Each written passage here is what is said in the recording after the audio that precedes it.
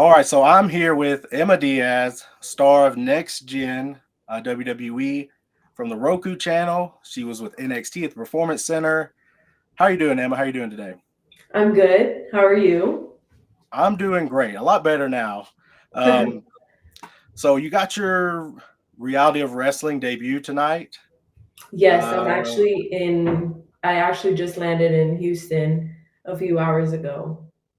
okay, yeah, you had told me we had talked before. You're headed over to Texas. So nervous? You excited? What's kind of the feelings that you got going on?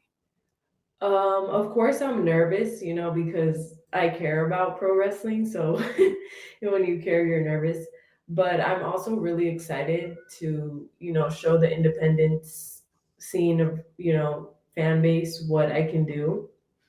So I'm really excited to definitely show a strong first impression and get my foot in the door.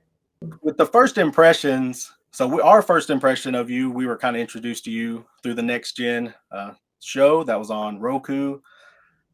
How did that kind of happen as far as you being a featured person? Was there several people that was kind of featured and then they narrowed it down to who was getting signed?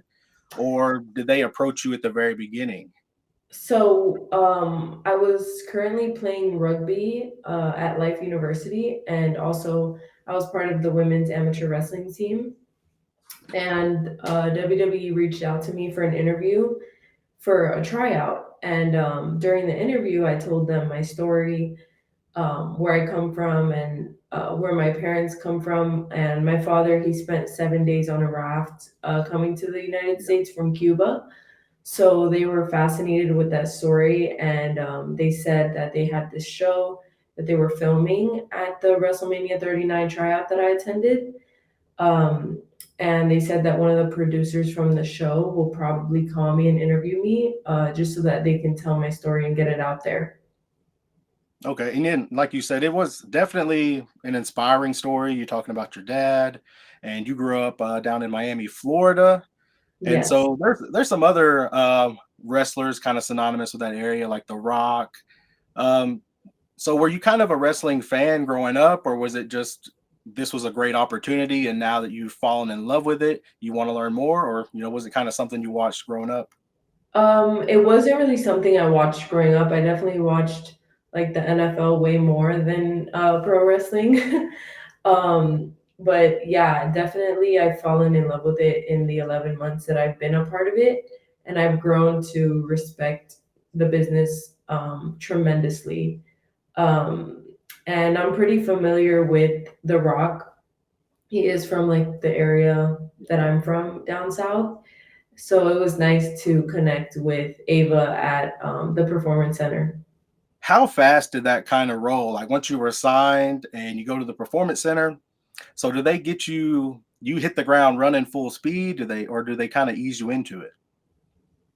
Well, my tryout was at the end of March of 2023, and I moved to Orlando at the end of May. We had to do medicals, a bunch of logistics, and a bunch of legal stuff before we can actually move down there. And then my first day at the Performance Center was June 15th. I had 1 week of orientation, and then we started in ring training, and I was with Robbie Brookside. He was definitely one of the best coaches that I could ask for, to teach me all the basics of pro wrestling and all the fundamentals. I definitely, they've definitely stuck with me, and I will take them with me to the independent scene. Definitely, you training with Robbie Brookside, a legendary trainer. We've seen him in a lot of stuff with the Tough Enough and the Next Gen. Right. So obviously, you were a D1 athlete, rugby. You did amateur wrestling. So the aggression, the physicality of professional wrestling was your strong suit. We saw that in the show. You've talked about it before. So how natural was it for you playing a character doing promos, or was that really hard for you? Well, as far as, the promos go, it's really just your natural self, but just amplified. So at first, I did struggle with the promos tremendously because, to be honest with you, I didn't really know who I was and what I loved. But as my time continued at the Performance Center, I figured out, what my niche was, who I was, and I started digging into this like Fast and Furious car racing character gimmick, because that's really who I was and what I love and what I grew up around. Um, so it eventually became easy, but at first it was definitely hard. Oh, I can imagine. That's something that I always thought if I ever wanted to try professional wrestling, I'd be like, man, because I'm more introverted and I really have to push myself to like get out there and be Right. myself. Yeah, I was like that for so long. And now is when I'm really trying, like now is when I'm really seeing that I'm definitely coming out of my shell and I'm way more confident than I was in the show. Hmm. And my goal, now doing all these interviews is for, all my fans and for people around the world to see that I've developed tremendously and have really come out of my shell. Oh yeah, I could definitely tell the difference from watching the show, which like I pretty much binged watched the show because I love anything like that behind the scenes or reality type of show with wrestling. Like I can't help myself. I binged the whole show, so I could definitely tell a difference from then through now. Seeing you in other interviews, saw you on Instagram. You've been doing some fitness stuff on there. Yeah. You've talked about how you were down 9% body fat, which is like Mhm. crazy. I'd be happy to drop like 1%. So kind of like walk me through that. Going into that, really doubling down on your fitness and kind of going from there. So when I was hired by the WWE, I knew that I was entering, an industry of performance and TV and media. So I knew that I needed to be happy with how I looked and be TV, presentable and look like a star. So Yeah. I really dialed in and focused on, my fitness and my nutrition and, every other aspect, promos, in ring, to really deliver what the WWE was looking for out of me.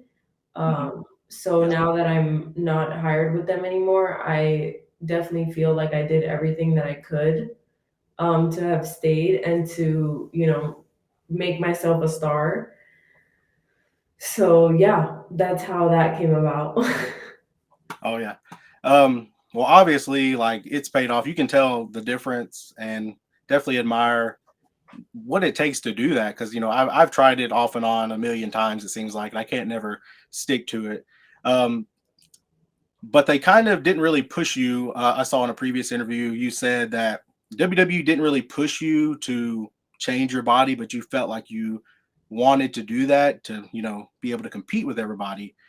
Did they kind of like push you in any direction as far as your character work or what your gimmick was going to be?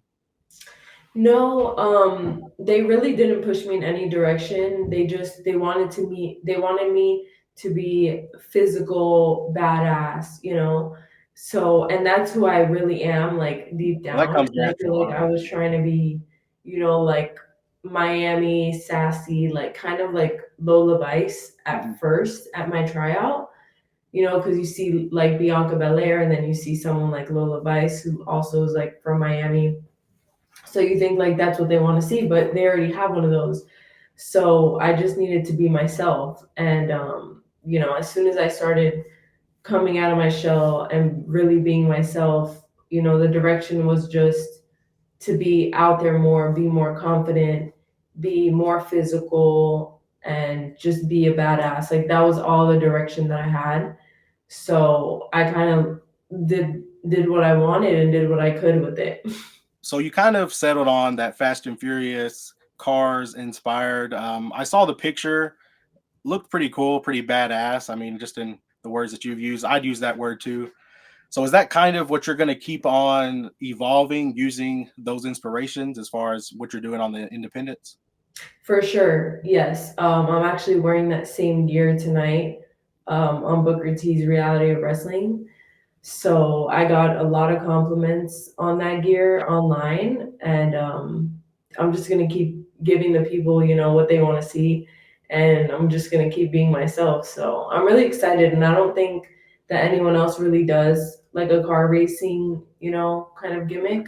But I mean, even if they did, I would just, still be confident and do it as No. best of my ability, because that's really me, and that's really my alter ego.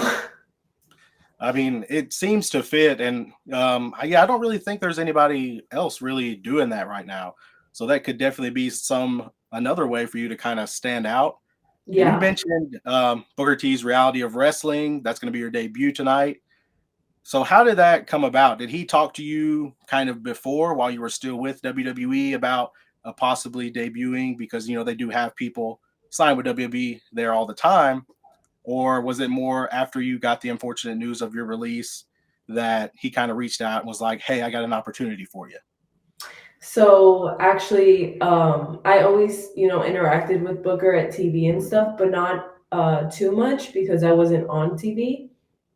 So what happened was I was released, and my boyfriend Brian Pillman Jr., also known as Lexus King, is Yeah. on the show tonight as well. So after the unfortunate news, he called Booker and he asked if I can just come and watch and see what it's like to do an independent Mhm. show.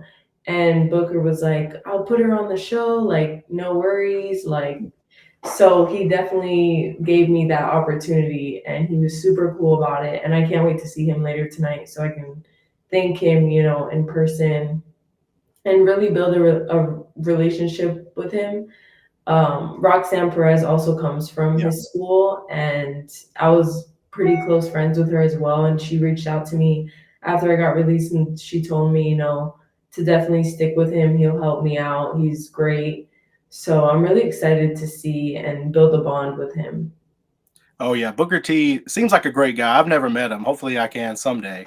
He seems like Yeah, a great guy. Seems like he's one who wants to bring along new talent or just anybody who kind of needs to reinvent themselves. He seems like he's more than welcome to help anybody he can. So you're right. going to be And debuting. Texas is like a very Latin community state. Yeah. So, like he loves, and his fans love girls and stuff, women's wrestling. So I think it'll be good. So Booker T pretty much said, forget about just bringing her down here. I want to put her in the ring. Yeah. Do you know who So you're going to be facing off against yet, or is it going to be a surprise? I don't know. I literally don't know. I think I'm gonna be in a like multi-woman match. I Oh, don't okay, think okay. I'll have a singles. But I literally don't know. So I'm kind of nervous about that. But I'm also excited, I want to prove that whatever's thrown at me, I'll just attack it. Is there anybody down there that you know is down there regularly that you'd love to be in the ring with? um I honestly wasn't too familiar with the independent scene of, the women's division. Mhm. So I don't really know, but I do know that Mia Friday, I've seen her all over online. I know she had a match with Roxanne Perez.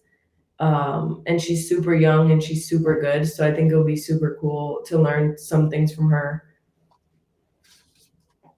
Yeah, yeah. Hopefully, you can be in the ring with some other good talent, some people who's been around a while can really help you out.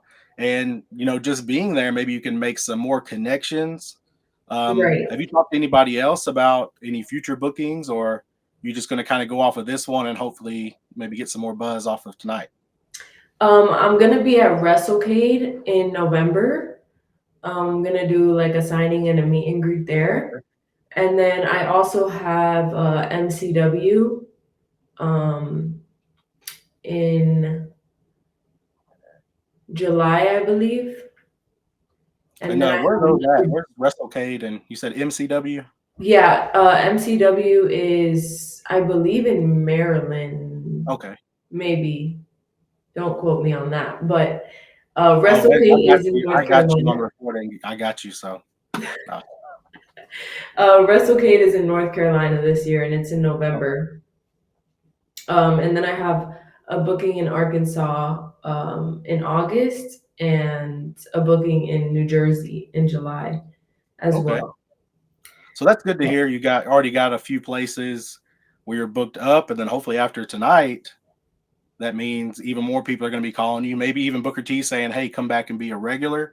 Would that be something Yes, you're I interested in? that's what I really want to do. I would love for him to put me in a faction or just to be a regular and be, part of a storyline or something. Yeah, well, hopefully he will. I'm sure he will definitely be giving you more chances. So I wanted to touch again back on the Next Gen TV show, and we saw kind of you interacting some. We didn't see you really interact a bunch with the other contestants and people trying out. So that may have came off the wrong way to some people, but like I saw it as you more just being introverted and you focused like on the goal. Right. Obviously, when Yeah. you have shows like that, some people are like, "I'm trying to make all these friends," and you're like, "I'm trying to get a job." Yeah, exactly. That's definitely what my mindset was, and it definitely was misinterpreted. And, like I'm sure people thought that I was rude or I don't know, but what matters is that my bosses knew that I was a great person and they hired me for a reason. So, Oh yeah, yeah. Yeah, I was definitely happy when was watching the show, and I was like, "Oh yeah, she did get signed good," because they kind of had you on that bubble a time or two. It seemed mm, like where they were like, "We need more," and you came back and you gave them more. You definitely grew. That was over what, like a 3 day period.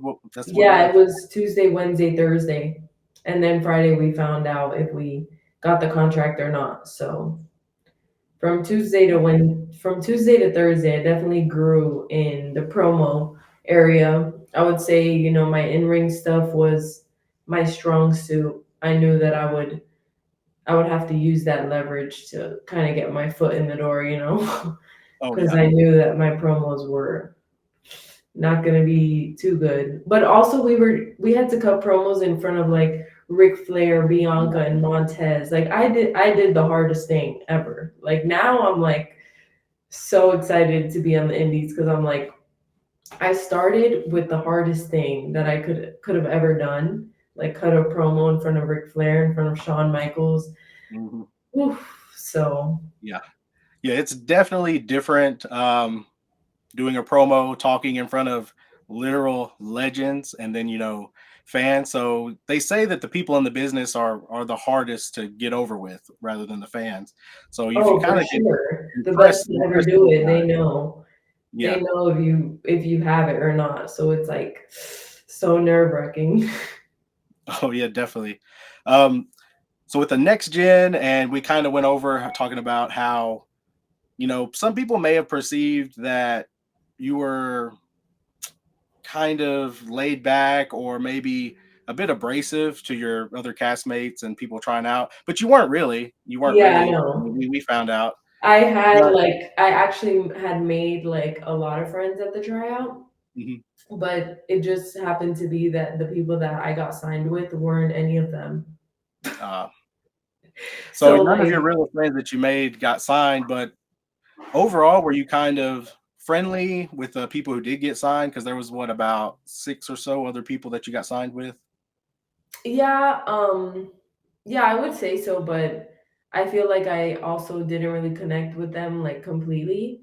But I was very professional with them, but I wasn't really too friendly with them like outside of work. And there's nothing wrong with that. I mean, you're Yeah, there as for the long same as reason as long they're as there. you're professional at work, you don't have to be friends outside of work. Oh yeah. I trust me, I definitely understand that. So with you Yeah. training at the performance center, you being friendly with some people, but some people you're just there for business, being professional. Was there anybody in particular at the performance center that really helped you, kind of progress, whether it was in ring, whether it was promos, or somebody that you felt like, or a couple of people that really helped you move along? I would say as far as in-ring stuff, I worked a lot with Kalani Jordan. Oh, She was probably one of the most fastest rising stars in NXT. And she's really good. So we've had a few practice matches, and we were also like really good friends. So I would say she definitely helped me a lot. And Brinley Reese is also one of my pretty close friends. And then actually, when I first got to NXT, Lola Vice did help me a lot as well in the beginning. And so, do y'all have like you see in like football, you played rugby, you have like tapes. Do y'all do like tape sessions where y'all watch old matches, or do y'all have like training videos? Like how y'all do that?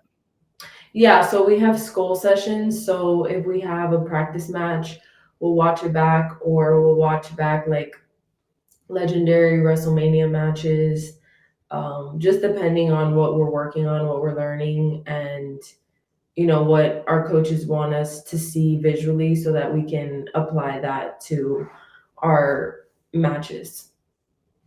Yeah, makes sense. I mean, you practice the way you want to play, so you want to look back and make sure Yeah, everything is it was perfect. literally like being in college all over again. Like we have Yeah. film, we have gym, we have ring, which is the same as like practice.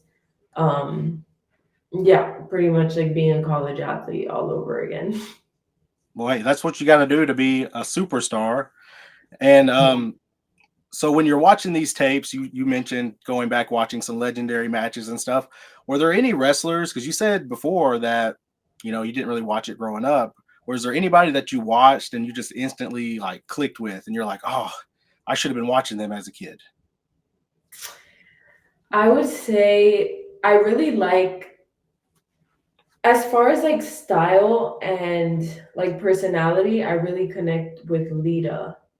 Oh yeah, But as far as like wrestling, um, definitely Shawn Michaels is like the best to ever do it, and oh he was yeah. literally like within arm's reach of me every day at work because he was my boss. Um, but as far as character and personality, I would definitely say Lita. Oh yeah. I mean that's definitely a good one. Her and Trish Stratus, two of the big names that you think of when it comes to kind of revolutionizing women's wrestling, not just in Yeah. WWE, just in general, really. And Natalia. Oh, and Natalia's great too. So did you get to kind of? I know she was down in NXT some. Did you get to kind of rub shoulders with her, talk with her? Yeah, I connected with her and I actually trained at the dungeon Oh, okay. this week. So I got two sessions of training in before my match. So I'm feeling good. I'm feeling Yeah. confident. I got some reps. I got in the ring twice this week, which is the same amount as I would get in at the Performance Center. So No, that's awesome because if you get some training sessions at the dungeon, you're getting some good training for sure. yeah. And on May 27th, I'm going to start with Flatbacks Academy because Sean Spears was my coach right before I got released. Sean Spears and Johnny Moss. So I'm definitely going to continue training with him. Yeah, you definitely keep training, keep putting your name out there. I'm gonna be watching. I think I follow you like everywhere. Um, Thank you. because yeah, because I mean, how can I or anybody see what you're doing, how your career is going if we don't follow you? Um, Right. so what are all your socials so people can follow you and kind of see your journey as a professional wrestler? So my social media handle is EM6era on Instagram, Twitter, pretty much everywhere. If you search that, um, I'll come up. Okay, well, I think that's easy. So Yeah. yeah, definitely follow me on Instagram and Twitter. And I'm trying to grow my TikTok right now. So I would love TikTok as well. All right. So then TikTok's the same. They're all the same name, I'm guessing. Display Yeah, name. Okay. M6 era. I don't think I follow you on TikTok, but I guess I'll have to now. Thank you for your time. Thank you for talking with me. I know you have big debut tonight, so good luck with that. Hopefully that goes well, and we'll be seeing a lot more of you in the future. Thank you for your time again, and I'll let you get ready for your match tonight. Thank you so much. It was so nice talking to you.